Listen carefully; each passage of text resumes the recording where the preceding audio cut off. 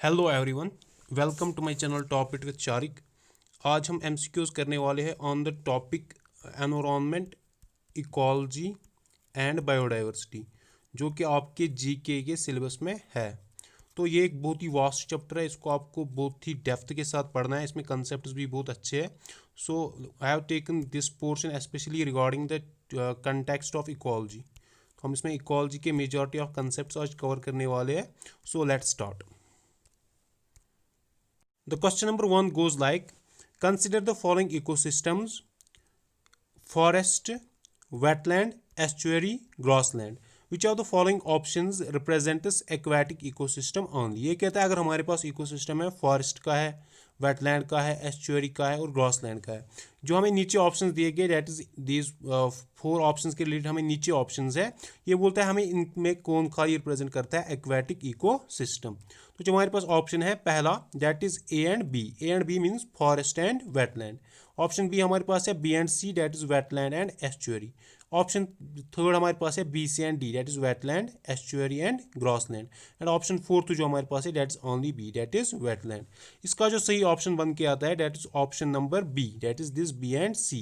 कि जो हमारे पास वेटलैंड जो है that is also an aquatic ecosystem, and जो एस्चुअरी जो है दैट वो भी हमारे पास एक एक्वेटिक इकोसिस्टम है।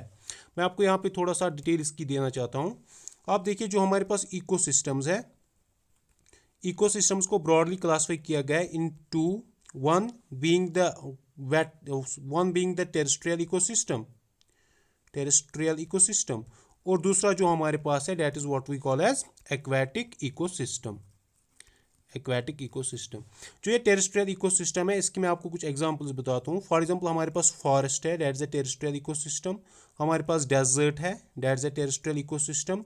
हमारे पास ग्रास लैंड है, that is also a terrestrial ecosystem. These are examples of terrestrial ecosystem.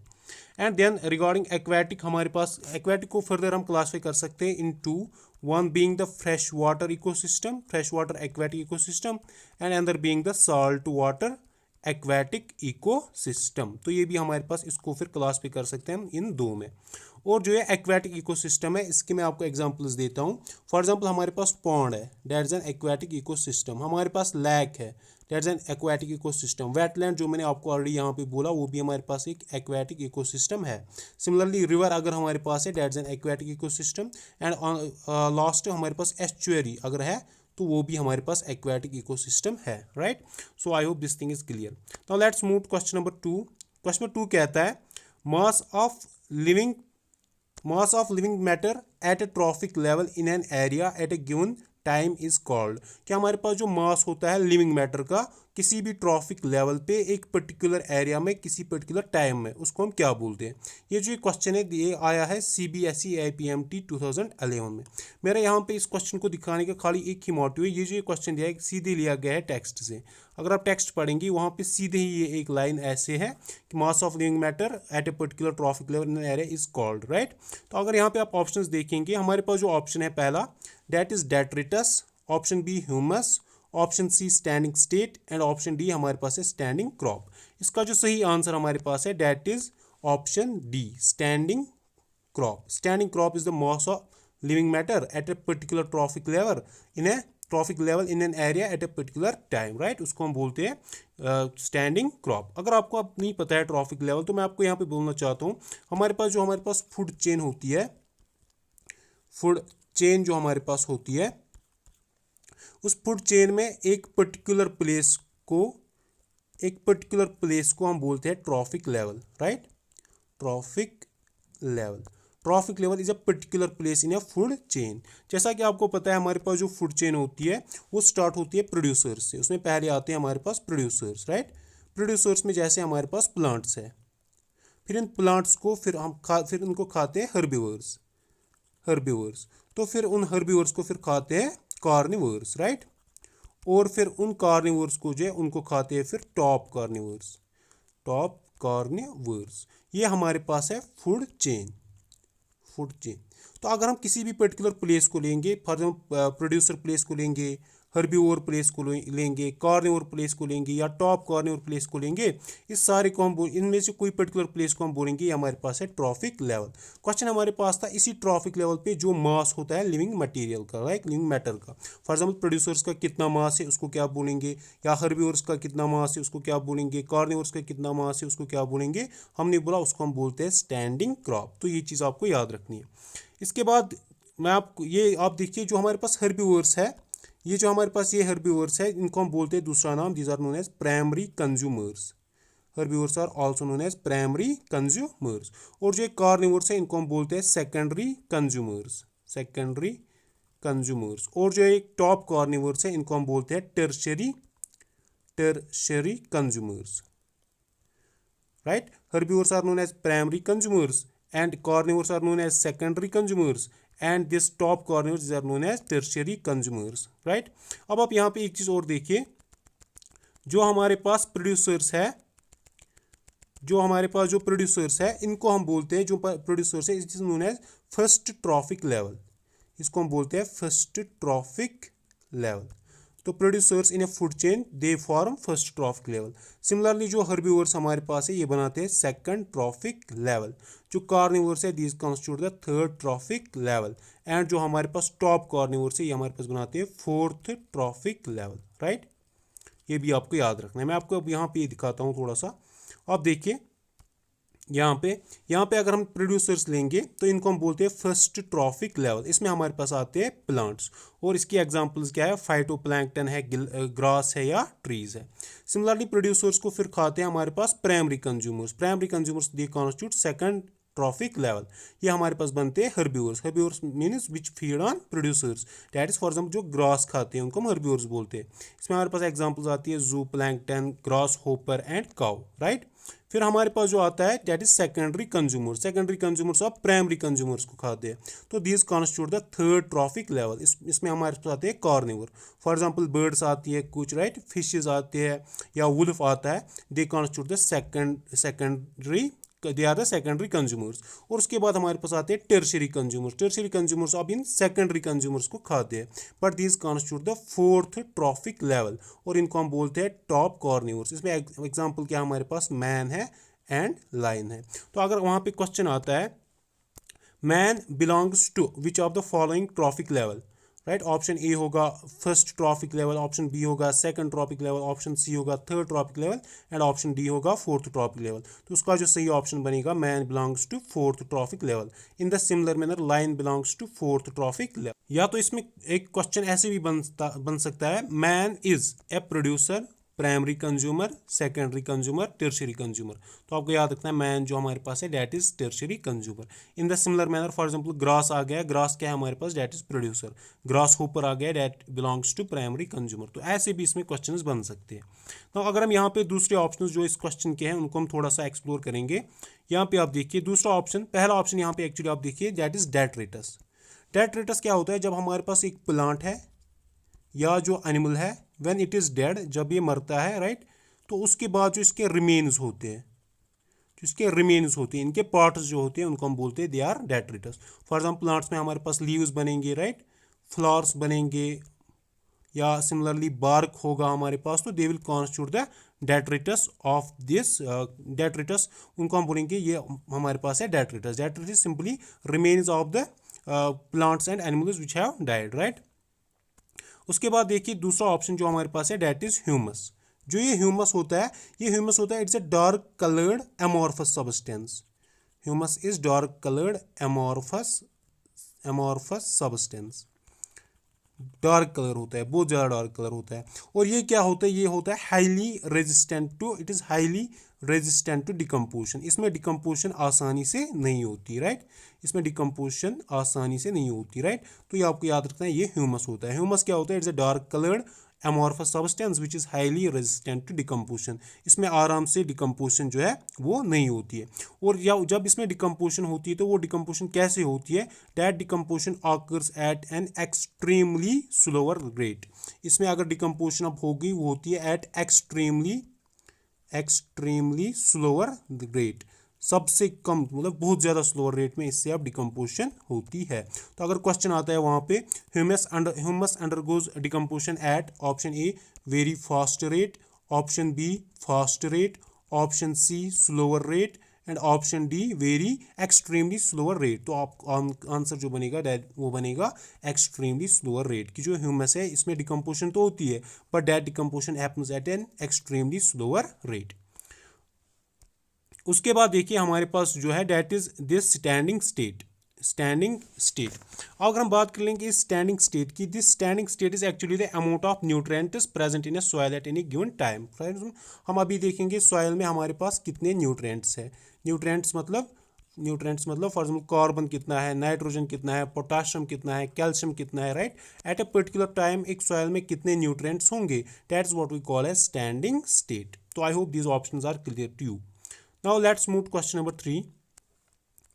Question number 3 कहता है which of the following animal, इनमें से कौन सा animal is commonly referred as farmers friend. इनमें कौन सा एनिमल है जिसको हम कॉमनली क्या बोलते हैं, फार्मर्स फ्रेंड। तो ऑप्शन हमारे पास है cow, dog, earthworm and chicken. तो इसका जो राइट ऑप्शन है that is option C, earthworm. Earthworm को कॉमनली हम बोलते हैं this is what we call as farmers friend. क्यों हम इसको बोलते हैं ये फार्मर्स फ्रेंड है, क्योंकि जो हमारे पास अर्थ में कॉम्प्लेक्स ऑर्गेनिक मैटर होता है, कॉम्प्लेक्स ऑर्गेनिक मैटर, ये उस कॉम्प्लेक्स ऑर्गेनिक मैटर को ब्रेक डाउन करता है, राइट। तो जब ये उसको फिर ब्रेक डाउन करता है उससे प्लांट्स को ये कंज्यूम करने में आसानी होती है, राइट। और नंबर सेकंड ये क्या करता है, it just does the loosening of soil. ये सॉयल को भी लूजन करता है। जब सॉयल को लूजन करता है तो फिर रूट्स जो है उसमें आराम से क्या होते हैं, they can extend very easily. तो ये दो चीज़ें करता है। पहले तो ये करता है कि ये कॉम्प्लेक्स ऑर्गेनिक मैटर जो है सॉयल में उसको ब्रेक डाउन करता है into simpler ones. And number second it just loosens the soil, जिसकी वजह से क्या होता है, रूट्स को एक्सटेंड होने में हेल्प मिलती है, राइट। तो तभी हम इन्हीं दो ऑप्शंस को कंसिडर करके बोलते हैं कि जो अर्थवर्म है, earthworm is regarded as farmers friend, कि ये एक फार्मर की फ्रेंड है, दोस्त है, right. Now let's move to question number 4। Question number 4 हमारे पास कहता है, of the total incident solar radiation how much is photosynthetically active radiation. कि हमारे पास ज़मीन पे जितनी भी सोलर रेडिएशन पड़ती है, इंसिडेंट सोलर रेडिएशन मतलब जितनी भी ज़मीन पे सोलर रेडिएशन पड़ती है, उसमें से बताओ फोटोसिंथेटिकली एक्टिव रेडिएशन कितनी है। मतलब उसमें से कितनी रेडिएशन की परसेंटेज इतनी ऐसी है कि जिसको फोटोसिंथेसिस के लिए यूज़ किया जा सके, राइट। तो ऑप्शन जो हमारे पास है, ऑप्शन ए हमारे पास है 100%, ऑप्शन बी हमारे पास है 77%, ऑप्शन डी हमारे पास है 50% एंड ऑप्शन सी हमारे पास है 50% एंड ऑप्शन डी हमारे पास है लेस देन 50%। तो इसका जो सही ऑप्शन बनता है that is option D, less than 50%। कि जितनी भी रेडिएशन ज़मीन पे पड़ती है उसकी 50% से भी कम जो रेडिएशन है वो क्या है, फोटोसिंथेटिकली एक्टिव रेडिएशन, उसको फोटोसिंथेसिस के लिए यूज़ किया जा सकता है। और एक चीज़ यहाँ पे, अगर हालांकि ये 50 लेस देन 50% है जो फोटोसिंथेटिकली एक्टिव रेडिएशन है, इसमें भी प्लांट्स ओनली 2 to 10% यूज़ करते हैं, किसके लिए, फूड प्रोड्यूस करने के लिए।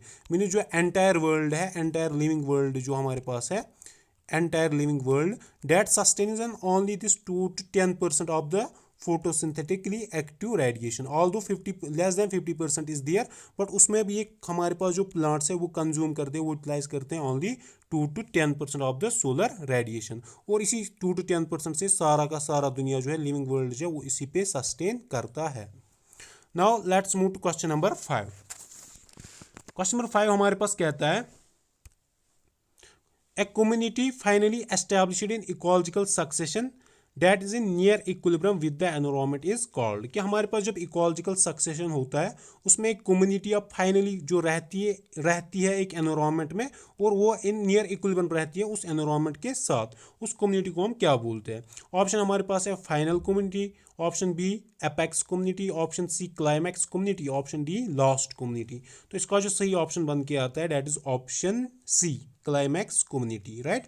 देखिए क्या होता है, जब हमारे पास कोई बियर एरिया होता है, कोई बंजर ज़मीन है, तो पहले वहाँ पे एक कम्युनिटी आती है, right. For example let's say community 1 आ गई वहाँ पे, तो वो क्या करती है, वो किसी पर्टिकुलर एनवायरनमेंट को अब वो व्हाट वी कॉल एज, वो उस एनवायरनमेंट के साथ अब स्टेबल होती है, राइट। लेकिन जब ये एनवायरनमेंट चेंज होता है तो ये कम्युनिटी भी वहाँ से फिर इसमें फिर क्या होता है, इसकी कंपोजिशन में या इसके स्ट्रक्चर में जो फिर चेंजेस आती है, और फाइनली चेंजेस होती रहती है होती रहती है होती रहती है, जिनको हम बोलते हैं इकोलॉजिकल सक्सेशन। मीन्स पहले एक कम्युनिटी आती है, फिर दूसरी कम्युनिटी आती है, फिर तीसरी कम्युनिटी आती है, और फाइनली हमारे पास फिर एक कम्युनिटी ऐसी आती है कि जो फिर वहाँ पे रहती है, और वो रहते हैं near equilibrium with the environment की। मतलब अब जो एनवायरनमेंट है वो उसको फुली उसके साथ वो मतलब व्हाट वी कॉल एज, मतलब वो उसके साथ अब फुली रेस्पॉन्सिव बनती है टू द चेंजिंग एनवायरनमेंट। जब एनवायरनमेंट चेंज होता है तो वो उसके साथ रेस्पॉन्सिव बनती है, तो उस वाली कम्युनिटी को हम बोलते हैं क्या, that is known as climax community, right. तो यहाँ पे एक और क्वेश्चन जो बन के आता है, जो हमारे पास बियर लैंड है, जो स्पेशीज वहाँ पे सबसे पहले आती है, फर्स्टली इनहैबिटिंग एन एरिया, उस स्पीशीज को हम क्या बोलते हैं, you should be knowing that, इसको हम बोलते हैं पायनियर स्पीशीज। पायनियर स्पीशीज वो वाली स्पीशीज होती है जो पहले आती है एक बियर एरिया पे, right. Now let's move question number 6। Question number 6 कहता है, which are the following pyramid is always upright. इनमें से कौन सा पायरामिड ऐसा है जो हमेशा अपराइट होता है, राइट, स्ट्रेट होता है। Means upright in the sense कि वो हमेशा ऊपर की ओर ही होता है, राइट। तो ऑप्शन हमारे पास है pyramid of number, pyramid of biomass, pyramid of energy and none of these. तो इसका जो सही ऑप्शन बन के आता है that is option C, pyramid of energy. हमारे पास जो पायरामिड ऑफ एनर्जी है वो हमेशा अपराइट होता है। ये देखिए, ये क्वेश्चन जो है, ये क्वेश्चन भी आया है AFMC 2010 में, और ये क्वेश्चन भी सीधे लिया गया है टेक्स्ट से ही। तो यहाँ पे मैं आपको बोलना चाहता हूँ, जो हमारे पास एक ये ट्रॉफिक लेवल होती है, ट्रॉफिक लेवल। अब इस ट्रॉफिक लेवल को हम रिप्रेजेंट करते हैं किसी भी, यहाँ जो हमारे पास फूड चेन होती है, पहले एक फूड चेन में बहुत सारी ट्रॉफिक लेवल्स होती है, एक फूड चेन में बहुत सारी ट्रॉफिक लेवल्स होती है, जैसे मैंने आपको पहले बोला, फर्स्ट ट्रॉफिक लेवल होती है, सेकंड ट्रॉफिक लेवल होती है, थर्ड ट्रॉफिक लेवल होती है, एंड फोर्थ ट्रॉफिक लेवल होती है। अब इन ट्रॉफिक लेवल्स को हम, एक फूड चेन के ट्रॉफिक लेवल्स को हम दिखा सकते हैं इन the form of A pyramid, right, in the form of a graph that represents A pyramid. तो अब जो ये पायरामिड है ये हम बना सकते हैं इन टर्म्स ऑफ नंबर, या इन टर्म्स ऑफ हम बना सकते हैं इसको बायोमास, या इन टर्म्स ऑफ हम बना सकते हैं इसको एनर्जी, राइट। डैट मीन्स हमारे पास हो सकता है पायरामिड ऑफ नंबर, या हो सकता है पायरामिड ऑफ बायोमास, या हो सकता है pyramid of energy. Pyramid of number क्या होता है, पायरामिड ऑफ नंबर होगा कि हमारे पास जो एक पर्टिकुलर ट्रॉफिक लेवल है उसके कितने नंबर ऑफ ये मेंबर्स है। फॉर एग्जांपल हम बोलेंगे जो हमारे पास फर्स्ट ट्रॉफिक लेवल है, फर्स्ट ट्रॉफिक लेवल जिसमें हमारे पास प्लांट्स है, हम देखेंगे वो कितने हैं। फॉर एग्जांपल वो 100 है, तो हम उनको रिप्रेजेंट कर लेंगे ऐसे, हम बोलेंगे ये फॉर एग्जांपल 100 है, राइट। फिर देखेंगे second trophic level, second trophic level में जनरली इससे कम होते हैं, हम मानेंगे वो हमारे पास 80 है, तो फिर हम बनाएंगे ऐसे, वो हमारे पास आएंगे 80। In the same manner third trophic level पे आएंगे और फोर्थ ट्रॉफिक लेवल पे ऐसे आएंगे। तो जब हम देंगे नंबर, राइट, हर किसी ट्रॉफिक लेवल का नंबर, यहाँ पे प्लांट्स कितने हैं, यहाँ पे हर्बीवर्स कितने हैं, यहाँ पे कार्निवर्स कितने हैं, यहाँ पे टॉप कार्निवर्स कितने हैं, तो ऐसे जब हम लेंगे नंबर तो that will make pyramid of number. और दूसरा आप देखिए यहाँ पे डेट, वो जो हमारे पास बनेगा that is pyramid of biomass, pyramid of biomass. अब हम देखेंगे कि हमारे पास जो हर कोई ट्रॉफिक लेवल है, फर्स्ट ट्रॉफिक लेवल है, सेकंड ट्रॉफिक लेवल है, थर्ड ट्रॉफिक लेवल है, third trophic level and fourth trophic level है। अब हम देखेंगे यहाँ पे कितना है मास ऑफ लिविंग ऑर्गेनिजम्स, यहाँ पे कितना है मास ऑफ लिविंग ऑर्गेनिजम्स, यहाँ पे कितना है मास ऑफ लिविंग ऑर्गेनिजम्स, और यहाँ पे कितना है mass of living organisms. For example पहले में मास ऑफ लिविंग ऑर्गेनिजम्स आएगा let's say 100 kg, something like this, right. और दूसरे में फॉर एग्जांपल आएगा 80 kg, तीसरे में आएगा 50 kg, and similarly in the fourth trophic level. तो जब हम इसको ऐसे रिप्रेजेंट कर लेंगे इन टर्म्स ऑफ बायोमास, तो that will make pyramid of biomass. And similarly जो हमारे पास है that is pyramid of energy, pyramid of energy. Pyramid of energy हम क्या बोलेंगे, जो फर्स्ट ट्रॉपिक लेवल पे कितनी एनर्जी है, सेकंड ट्रॉपिक लेवल पे कितनी एनर्जी है, राइट। फर्स्ट ट्रॉपिक पे फॉर एग्जांपल इतनी कैलोरीज ऑफ एनर्जी है, सेकंड ट्रॉपिक पे इतनी कैलोरीज ऑफ, थर्ड पे इतनी, एंड फोर्थ पे इतनी।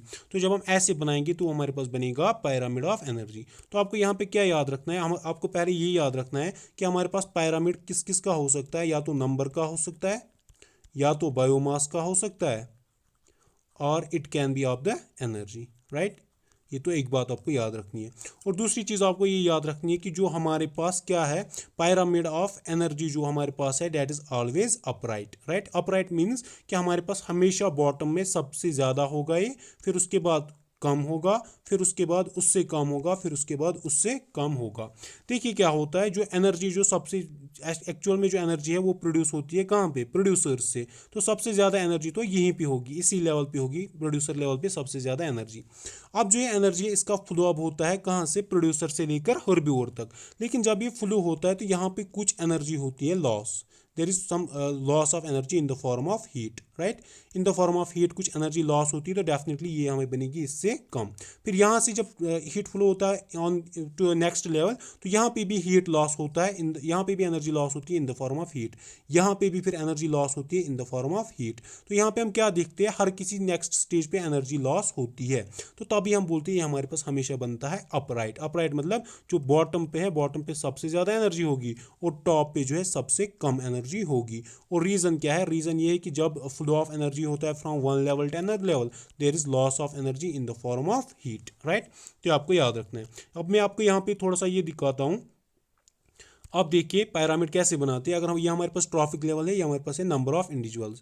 पी फॉर प्रोड्यूसर, हमारे पास प्रोड्यूसर्स कितने हैं, नंबर ऑफ, हमने नंबर लिया है, हमारे पास प्रोड्यूसर्स है समथिंग लाइक 584200। फिर हमने देखिए हमारे पास प्राइमरी कंज्यूमर्स कितने हैं, वो है समथिंग लाइक दिस। फिर देखिए सेकेंडरी कंज्यूमर्स कितने हैं, वो इतने है।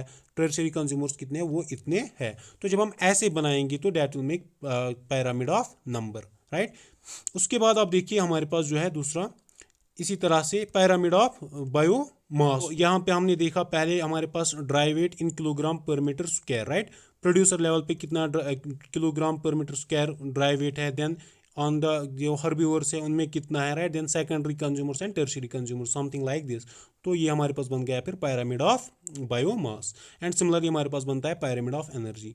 अब यहाँ पे आप देखिए एक और चीज़, जो हमारे पास पैरामिड ऑफ नंबर है या पैरामिड ऑफ नंबर है या पैरामिड ऑफ बायोमास है, ये हमारे पास इन्वर्टेड भी हो सकता है, right. Inverted in the sense कि यहाँ पे हमारे पास कम नंबर होगा, यहाँ पे हमारे पास ज़्यादा नंबर होगा।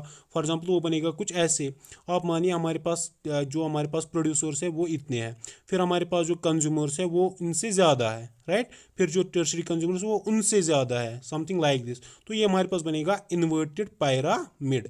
तो ऐसे भी बन सकता है इन टर्म्स ऑफ नंबर, लेकिन इन terms of in terms of number और इन टर्म्स ऑफ बायोमास, लेकिन इन टर्म्स ऑफ एनर्जी ऐसा कभी पॉसिबल नहीं है। तो आपको याद रखना है, इन शॉर्ट ये आपको याद रखना है कि pyramid of energy is always upright. Now let's move to next question, question number 7।